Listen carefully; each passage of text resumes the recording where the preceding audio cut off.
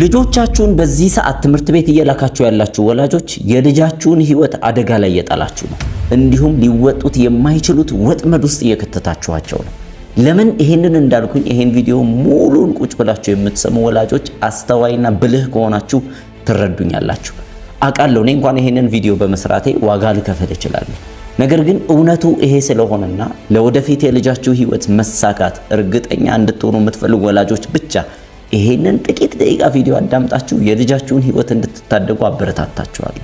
አሁን ያለንበት የትምህርት ሲስተም ፌል ያደረገ ነው፣ ወይም ልጆቹን ወደ ትክክለኛ በውስጣቸው ወደ ተቀመጠ መክሊት የሚያመራ ሳይሆን ይልቁንስ መጨረሻ ወደ ሌላውና አንድ አይነት ወደ ሆነ የጀማ አስተሳሰብ ውስጥ ልጆቹን የሚከት ራዕይ አልባ የሚያደርጋቸው ዓላማ ቢስ የሚያደርጋቸውና ፈጣሪ አይምሮ እንዳይኖራቸው የሚያደርግ ሲስተም ውስጥ ነው ያሉት። ባጭሩ ምን ልላችሁ ነው? የእናንተ ልጅ ትምህርት ቤት ብቻ ሄዶ ተምሮ ዲግሪ ይዞ ማስትሬቱን ይዞ ወረቀት ይዞ ጥሩ ስራ ይኖራል፣ ህይወቱ ይቀየራል ብላችሁ የምታስቡ ከሆነ አሁንም ደግሜ እነግራችኋለሁ፣ ልጁን ወጥመድ ውስጥ እየከተታችሁት ነው። ክሪቲካል ኬዝ ነው። አንድ እውነት አልንገራችሁ። አሁን ልጃችሁን የምትልኩበት ትምህርት ቤት ስርዓቱ የተቀረጸው ከ150 ዓመት በፊት ከ200 ዓመት በፊት ነው። ይህ ስርዓት ደግሞ አሁን ሄደው የሚማሩበት ሲስተም ልጆቹን ባለሀብት የሚያደርግ ስራ ፈጣሪ ወይም መሪ የሚያደርግ ሳይሆን ባሪያዎችና ታዛዦች ብቻ እንዲሆኑ የተቀረጸ ስርዓት ነው። አዎ በትክክል ነው የሰማችሁኝ። ልጆቻችሁ በትምህርት ቤት ላይ ብቻ ተደግፈው እየኖሩ ከሆነ ትምህርት ቤት ናችሁ የሚላችሁን የጀማ አስተሳሰብ ውስጥ ገብተው ሁሉም ወደ ስራ ፍለጋ ወረቀት ይዞ ወደ መዞር የሆነ ህይወት ውስጥ እንዲገቡ እየተገደዱ ነው። ድሮንስ ምን አይነት ነገር ትጠብቃላችሁ? የእናንተ ልጅ የተለየ ተሰጥኦ ኖሮት መክሊት ኖሮት በዛ ተሰጥኦ እያተረፈ ምድር ላይ ጠቃሚ እንዲሆን ከፈለጋችሁ እንዴት አንድ አይነት ወደሚሆን ስፍራ ትልኩታላችሁ?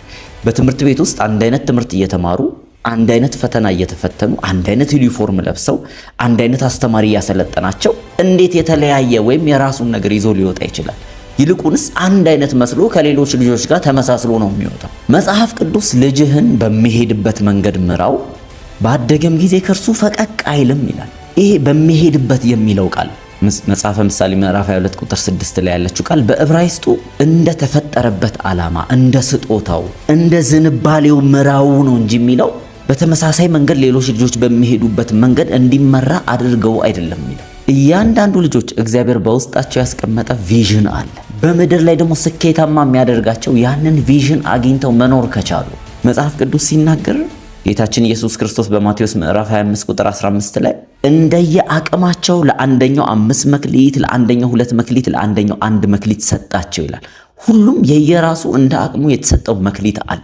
ታዲያ ይሄ መክሊት ደግሞ የተሰጣቸው ያንን መክሊት በተግባር ላይ አውለውት ስኪልድ የሆኑ ሰዎች አድርገው እንዲያተርፉበት ነው። በአጭሩ ይሄ ግን አሁን የትምህርት ቤት ሲስተም ወይም እነዚህ ወላጆች በጣም የምትደገፉበት ልጃችሁ ካልተማረ ሰውም ይሆን የማይመስላችሁ ካልተማረ ኢነሰንስ ሲል ትምህርት በተለያየ መንገድ አለ። ግን ትምህርት ቤት ገብቶ 12 ጨርሶ ዲግሪ ይዞ ኮሌጅ ገብቶ ዩኒቨርሲቲ ገብቶ ካልተማረ ሰውም ይሆን የማይመስላችሁ ሰዎች በጣም የተሳሳተ አመለካከት ነው። በመሰረቱ ትምህርት ቤት የሚባለው አሁን ዩኒፎርም ለብሰን እየገባንበት ያለው ሲስተም እንዴት ተመሰረተ? ይሄንን ትምህርት ስርዓቱን የመሰረቱ ሰዎች ዓላማቸውና መቼ እንደተመሰረተ ስታውቁ አሁን ላለንበት ዘመን የትምህርቱ ስርዓት እንደማይመጥንና እጅግ በጣም አሮጌ እንደሆነ ትረዳላችሁ። በ17ኛው ክፍለ ዘመን ፕሩሺያ የተባለች አንድ ግዛት ወይም የአሁኗ ጀርመን በወቅቱ በነበረባቸው ከባድ ተደጋጋሚ ጦርነት የተነሳ ሰዎችን ወይም ወጣቶችን ወደ ውትድርና እንዲገቡ ፈለጉ። ይህንንም ያደረጉበት ምክንያት በጦርነት በተደጋጋሚ እየተሸነፉ ስለነበር ነው። የሚታዘዝና ለጦርነት የሚሰለፍ አንድ አይነት ህዝብ አጡ። ታዲያ በዚህ ጊዜ ነው የፕሩሺያ መንግስት የቀረጸው አንድ መዋቅር ምንድን ነው? የሚታዘዝና ፍጹም ታዛዥ የሆነ እሺ የሚል ትዕዛዝን የሚጠብቅ ወታደርና ሰራተኛ ያስፈልገናል ብለው ካሪኩለም መቅረጽ ጀመሩ። ይህንን በሚያደርጉበት ጊዜ ግን ከፍ ያለው ጄኔሬሽን እንደማይታዘዛቸው ስለሚያውቁ ከልጅነት ጀምሮ ያሉት ላይ መስራት ጀመሩ። ማለትም በእድሜያቸው ተለይተው ክፍል ውስጥ እንዲገቡ ተደረገ። ስለዚህ ትምህርት ቤት በእድሜ መለየት ሆነ ማለት ነው። ሁለተኛ የትምህርት ስርዓቱን ከመጀመራቸው በፊት ከመጨረሻቸው በፊት ደውል እንዲጀመር ተደረገ። ልክ ደውል ሲደወል ሁሉም ወደ ትምህርት እንደሚገባ እንዲያውቁ ትዕዛዝን እንዲለማመዱ። ከዛስ ልክ ሲደወል አሁን ያለው የትምህርት ስርዓት ተመሳሳይ ነው። ሰልፍ ይሰለፋሉ። ሁሉም ቀጥ ብለው ከንዳ ተባብለው ይሰለፋሉ። ይሄ ወታደርን ሰልፍ ለማስለመድ የተደረገ ስርዓት ነው ሲጀመር። ዋናው ዓላማ ግን የመንግስትን የአመራሩን ትዕዛዝ ለማክበር የሰለጠኑ ጄኔሬሽኖችን ለመፍጠር የተከፈተ ተቋም ነበር። ታዲያ ይሄንኑ ተቋም ግን በ18ኛው ክፍለ ዘመን ደግሞ ኢንዱስትሪያል ሲዝን የሚባልበት ጊዜ ወይም ይሄ ትልልቅ ፋብሪካዎች በብዛት የተከፈቱበት በተለይ ደግሞ አሜሪካ ላይ የነበረው እንቅስቃሴ የፋብሪካ ኢንዱስትሪ ዘመን ሆነ። ታዲያ እንግዲህ እነዚህ ትላልቅ ፋብሪካዎች ሲመሰረቱ ፋብሪካዎች እንደምታውቁት በጣም ብዙ የሰው ኃይል ይፈልጋል። ብዙ ፋብሪካ ውስጥ ገብተው የሚሰሩ ሰዎች ያስፈልጋሉ።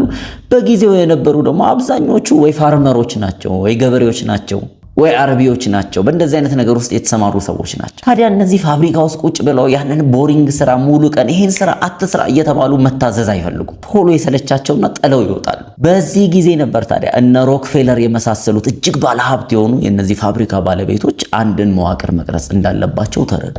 ከዚህ በፊት ፕሩሺያዎች ወይም ጀርመኖች ጀምረውት የነበረውን ሲስተም በመዋስ ወደ አሜሪካ መጡትና እጅግ በጣም ብዙ የፋብሪካ ሰራተኞችን ለማሰልጠን ወይም ደግሞ በፋብሪካዎቻቸው ውስጥ ተቀጥረው የሚሰሩላቸውን ሰዎች ስለፈለጉ በዛ መልኩ ሰዎችን መቅረጽ ፈለጉ። ታዲያ አሁንም ቢሆን እነዚህ ትላልቅ ገበሬዎቹ ጋር ይህንን ሲስተም ቢያመጡት ቁጭ ብለው ገና ለመማር እንደገና የነሱን ስርዓት እየታዘዙ ለመኖር እንደማያዋጣቸው ስላወቁ ትናንሾቹ ጋር መግባት ጀመሩ። ስለዚህ ሰዎችን ገና ከልጅነታቸው ጀምሮ እነሱ የመሰረቱት የፋብሪካ ሰራተኞችን ለማድረግ ማሰልጠን ጀመሩ።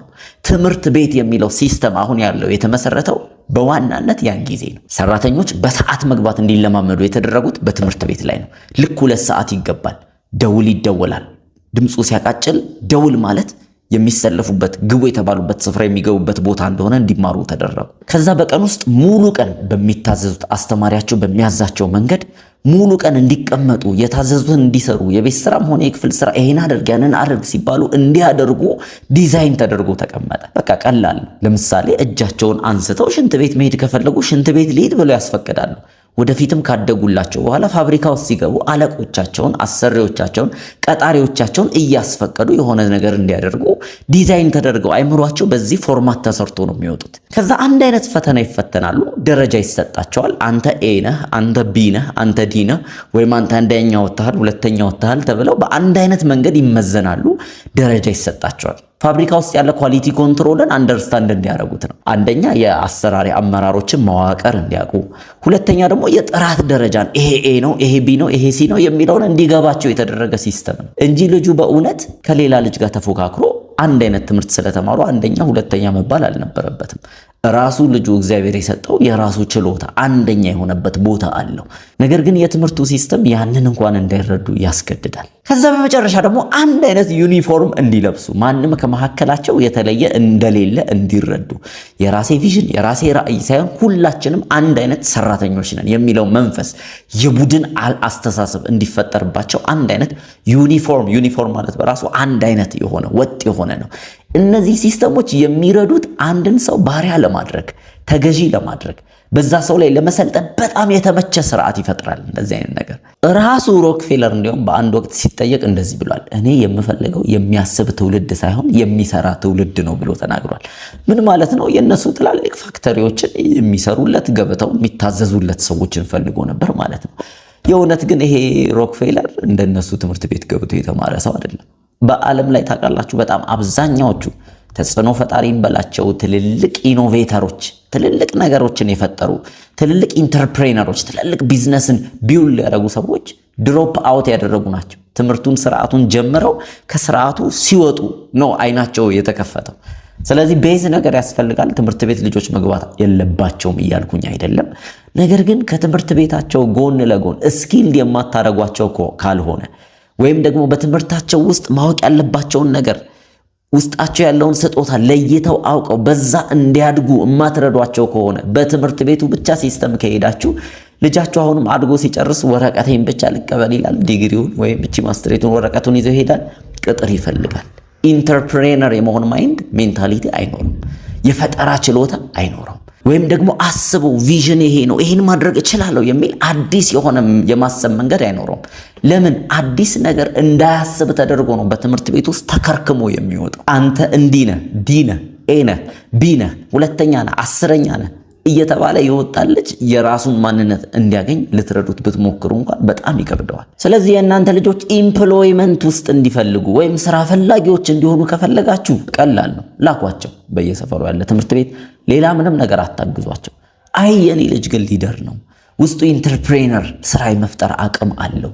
እግዚአብሔር በውስጡ ያስቀመጠውን መክሊት ተረድቶ በዛ ነገር እንዲዘረጋ እፈልጋለሁ ካላችሁ ግን ልጁን ትምህርት ቤት ይሄድ ግድ የለም። ምክንያቱም አሁን ከዚህ ማትሪክስ መውጣት እንኳን እጅግ በጣም ከባድ ነው ታውቃላችሁ። ለምን? ማህበረሰቡ ትምህርት ቤት የሚለውን አመለካከት የተቀበለበት መንገድ ልክ አይደለም። እንደገና ደግሞ እንደ መዋቅርም እንደ አመራርም ከትላልቆቹ ደረጃ ትምህርት ቤት እንደ ግዴታ በቃ ይሄ ኢምፖዝ መደረግ እንዳለበት ስታንዳርድ ያው ለአገርም ሰራተኞች ስለሚያስፈልጉ በዛ መንገድ ስለሆነ ዲዛይን የተደረገው ትምህርትን አለመማር ከባድ ሊሆን ይችላል። ነገ ከነገ ወዲያም ወረቀት ያልያዙ ልጆች ኦፖርቹኒቲ እንደሌላቸው ስለሚነገረን፣ ነገር ግን ወደ ሪያሊቲው ስንመጣ መሬት ወደ ወረደው ነገር ስንመጣ ዓለምን እያስተዳደሩ ያሉት ገንዘብ እጃቸው ላይ ያለ ለሰው ልጆች የተጨበጠ ነገር የሚያስረክቡ ሰዎች ናቸው። ምን ማለት ነው? መረጃ ያላቸው ሳይሆኑ መስራት የሚችሉ ሰዎች፣ ልምድ ያላቸው ሰዎች ዓለምን እያስተዳደሩ ነው። የእናንተ ልጅ ሄዶ የሚቀጠረው ትልቅ ህንፃ የሰራው ሰውዬ የተማረ አይደለም። ይልቁንስ መርካቶ ውስጥ ገብቶ እንዴት መነገድ እንደሚችል ያወቀ፣ ይልቁንስ በጓሮ ውስጥ እንዴት አድርጎ ከብቶችን ማራባት እንደሚችል ያወቀ፣ እርሻውን እንዴት አድርጎ ዘርቶ እህል አምርቶ መሸጥ እንደሚችል ያወቁ ሰዎች ናቸው። ዛሬ የእናንተ ልጅ ኮሌጅ 5 ዓመት ሙሉ የሚያወጣውን ገንዘብ 5 ዓመት ሙሉ የሚያወጣውን ወጪ ስታሰሉትና ያንን 5 ዓመት ግን አንድ ሰው 50 ቄብ ዶሮዎች ገዝቶ ወይ 50 በጎችና ፍየሎች ገዝቶ ማርባት ቢጀምር የዛሬ 5 ዓመት ኮሌጅ ገብቶ የመጣው ሰውዬ አካውንቴን ተቆጣጠር ብሎ ይሰጠዋል። ዞሮ ዞሮ በዚህ ዘመን ላይ ትምህርት ሰዎች እየተማሩ ያሉት ኤዱኬሽናቸውን እያሳደጉ ያሉት የተሻለ ገቢ ለማግኘት ነው። የተሻለ ገቢ ግን ያለው በትምህርት ቤት ብዙ ትምህርት የወሰዱ ሰዎች ስለሆኑ አይደለም። ስኪልድ የሆነ የተጨበጠ ሙያ ያላቸው እጃቸው ስራ መስራት የሚችሉ ሰዎች ናቸው። በተለይ ደግሞ በስጦታቸው ውስጥ ያዘነበሉ ሰዎች። ስለዚህ ቤዝ የሆነ ትምህርት ያስፈልጋል። ልጆቻችሁ ትምህርት ቤት እስከ 12ም እስከ ዩኒቨርሲቲም እስከ ማስተሬትም ፒኤችዲም ይማሩ። ነገር ግን እናንተ ዛሬ ጀምሮ በተለይ ልጆች ካሏችሁ ልትረዷቸው የሚገቡ ወሳኝ ነጥቦችን ልነግራችሁ ፈልጋለሁ። ከትምህርታቸው ጎን ለጎን ስኪልድ አድርጓቸው። በእድሜ ከፋፍለን ምን ልታሰለጥኗቸው ብትችሉ ውስጣቸው ያለው ነገር ማወቅ ትችላላችሁ። ደግሞ ራሳቸውን አዳብረው ስኪልድ የሆኑ ከጎን ሌላ አቅም ያላቸው ልጆች እንዲሆኑ ማድረግ ትችላላችሁ የሚለውን በዚህ ቪዲዮ ላይ እነግራችኋለሁ። ከዛ በፊት ግን አሁን ያለንበት የትምህርት ሲስተም ለምን ፌል እንዳደረገ 4 ነጥቦችን ብቻ ልንገራችሁ። የመጀመሪያው አሁን ያሉበት የትምህርት ሲስተም ልጆቻችሁ የሚማሩት የፈጠራ አይምሮ እንዳይኖራቸው ያደርጋል። ለምን መሰላችሁ? ትክክሉ ይሄ ነው እያሉ ነው የሚያስተምሯቸው። ሌላ አማራጭ እንደሌለ እየገባቸው ይመጣል። ከኤ ከቢ ከሲ ከዲ ኤ ካልሆነ ሌላ አማራጭ የለም ኤክስ ናችሁ እየተባሉ ካመኑ በህይወታቸውም ላይ ሌላ አማራጭ መንገድ እንደሌለ በቃ ትክክሉ ትምህርት ቤት የተማሩት እንደሆነ ብቻ በማሰብ ያንን ብቻ ለመጨበጥ እየሮጡ ይኖራሉ። ነገር ግን የፈጠራ ሜንታሊቲ ያላቸው ሰዎች በዚህ መንገድ ያልሰራው ሌላ መንገድ ይሰራል ብሎ የማሰብ አቅም አላቸው። ትዝ ይላችኋል ይሄ አምፖልን ለመጀመሪያ ጊዜ የፈጠረው ሰውዬ እሱ 1000 አምፖል የማይበራበትን መንገድ አውቄያለሁ ብሎ ነው የተናገረው። ስለዚህ የሆነ ነገር እንዲሞክሩ የሆነ ነገር እንዲዲግ እንዲያደርጉ እንዲዳስሱ እየተደረጉ አለም። ለምን? በቃ ትክክል ይሄ ነው፣ ይሄንን ተረመድ፣ ይሄንን ተከተል የሚባል ነገር ነው ትምህርት ቤት ውስጥ እየጨበጡ የሚመጡት። ሁለተኛ የመረጃ ሰዎች ብቻ ነው የሚሆኑት እንጂ የሥራ ሰዎች አይሆኑም። ታውቃላችኋል ይሄ 4ኛ ክፍል 5ኛ ክፍል ኪሊማንጃሮ የሚባል ተራራ እንደዚህ የሚባል ወንዝ ከምስራቅ ወደ ምዕራብ የሚፈሰው የዚህ አገር ዋና ካፒታል ከተማ ይሄን ሁሉ ስም እነዚህን ሁሉ ነገሮች ዓመታት ፈጅተን መማር አያስፈልገንም። አሁን ባለንበት ቴክኖሎጂ ዘመን ላይ እነዚህን ሁሉ ሰው 4 ዓመት 5 ዓመት የሚማረውን እውነት በ1 ደቂቃ በ2 ደቂቃ በኢንፎርሜሽን ዘመን ጎግል ላይ ሰርች አድርጎ ወይ ቻት ጂፒቲ ጄሚኒ ላይ ሰርች አድርጎ ማወቅ የሚችለው ነገር ነው። ብቻ እዛ ቦታ ሄደ እንጂ ፎቶ አንስቶ ይሄ ቦታ ምንድነው ብሎ ቢጠይቅ ይሄ ቦታ እንዲህ ይባላል የተሻለ ማብራሪያ ይሰጠዋል። ግን እኛ ብዙ ዘመናችንን የፈጀነው ብዙ ዓመታቶቻችንን የፈጀነው በአሜሪካ ውስጥ ትልቁ ተራራ ምንድነው፣ በኢትዮጵያ ውስጥ ረጅሙ ወንዝ ምንድነው፣ በዚያ አገር ላይ ያለው ዋና ከተማ ምንድነው፣ ምንም የማይጠቅም በህይወታችን ላይ የማንጠቀምበት ከፈለግነው ደግሞ በደቂቃዎች ውስጥ ፎቶ አንስተን ሰርች አድርገን ልናቀው የምንችለውን ነገር ዓመታት ፈጅቶብን ለማወቅ ጊዜ እየተበላ ነው። ስለዚህ አንድ ተማሪ 12 ዓመት ትምህርት ቤት ሲማር እየሆነ ያለው 12 ዓመት ወደ ኋላ እየተጓዘ እንደገና ዓመታቶቹን በታወቁ ነገሮች ላይ እየፈጀ ነው። መሆን ግን የነበረበት ዘመኑ ቴክኖሎጂ እናንተ አባቶች ያንን ነገር አውቀውት ስም አውጥተውለት ስለዛ ነገር መረጃ ኖሯቸው ከሆነ እናንተም እነሱ በፈጀባቸው እድሜ ልክ ከዛም በላይ ወስደን ያንን ነገር ለማወቅ ጊዜ መውሰድ አልነበረብንም። ይልቁንስ ነገሮችን እያቀለለ እያጠበበ እኛ ውስጥ ያለው ግን መልካም ነገር ምን እንደሆነ አውቆ ያንን ነገር ላይ ብቻ ፎከስ አድርገን እንድናደግ የሚያደርግ ነው ትምህርቱ ሲስተም መሆን የነበረበት። ለምን ሲባል ሁሉም ሰው አንድ አይነት ስላልሆነ ነው። እና በቅጽበት የምናውቃቸውን መረጃ በአመታት ውስጥ በግድ ወደኋላ እየወሰድን ጊዜ እየወሰድን እንድንማር እየተደረገ ነው። ስለዚህ ይሄ ወደፊት ሳይሆን ወደኋላ የሚወስድ ሲስተም። ሶስተኛ የተጨበጠ ነገር ሳይሆን ውስብስብ ነገር ስለምንማርበት ነው።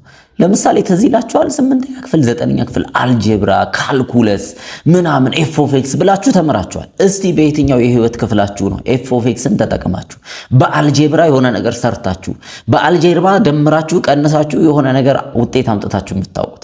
የተወሰነ የሥራ ፊልድ በተለይ ደግሞ ፈጣሪዎች ወደሚሆኑ ሳይንስ ውስጥ ዲፕ ለሚገቡ ሰዎች ይሄ ነገር ይጠቅማል።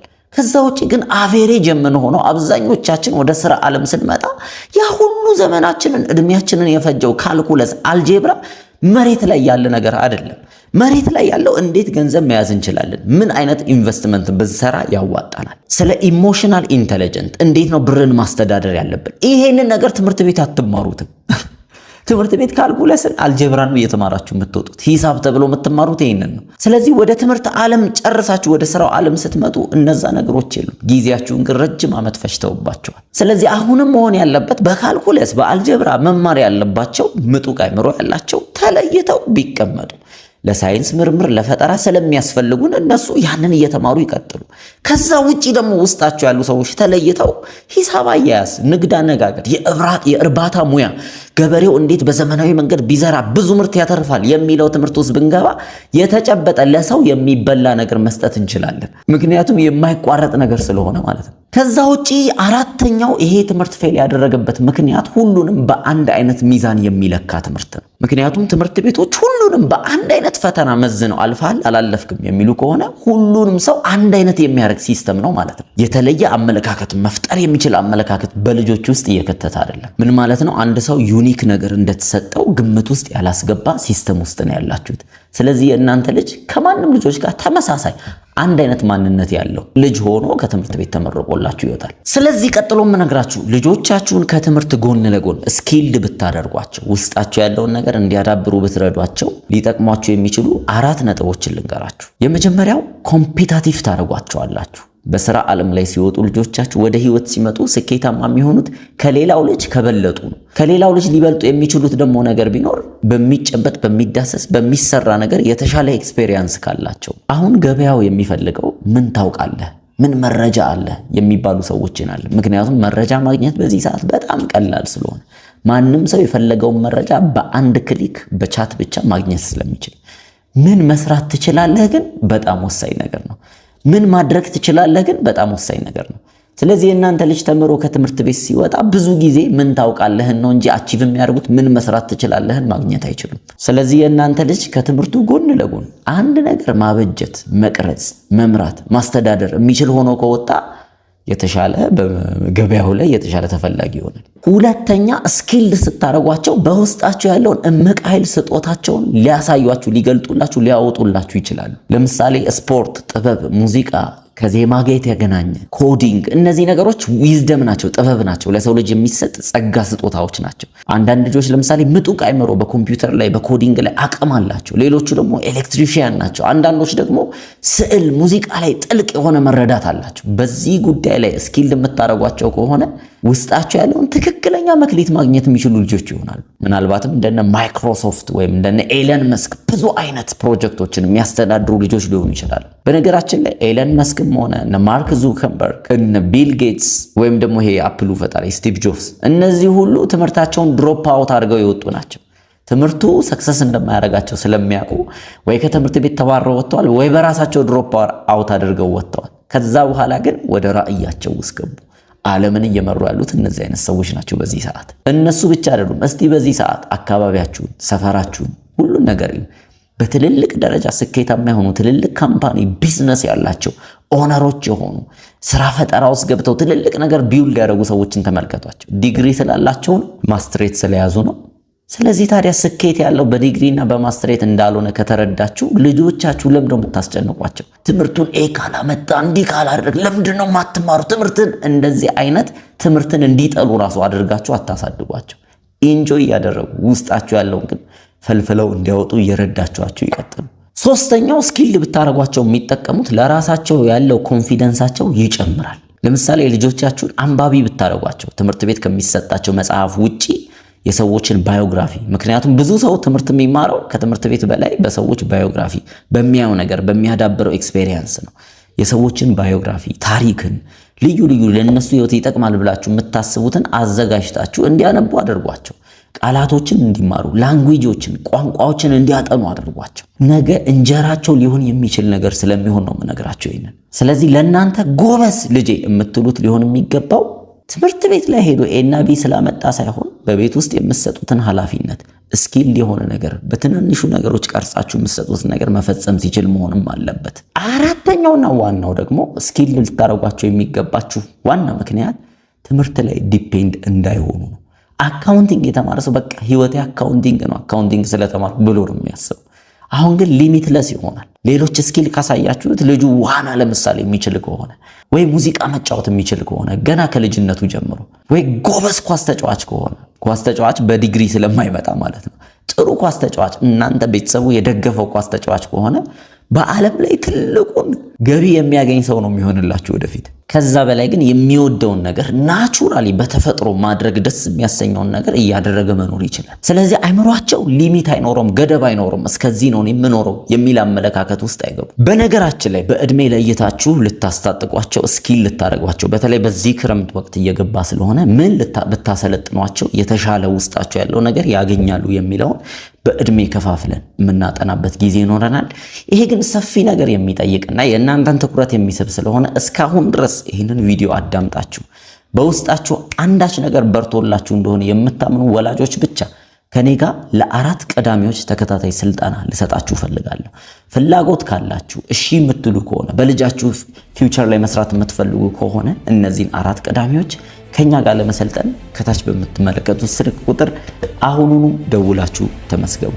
ልጅህን ታደግ በሚል ልዩ ስልጠና አዘጋጅተናል። ከዛም ባለፈ ግን ከስልጠናው ጋር ተያያዥ የሆኑ መጽሐፍቶችን ለእናንተ ጋር የሚቀሩ እንሰጣችኋለን።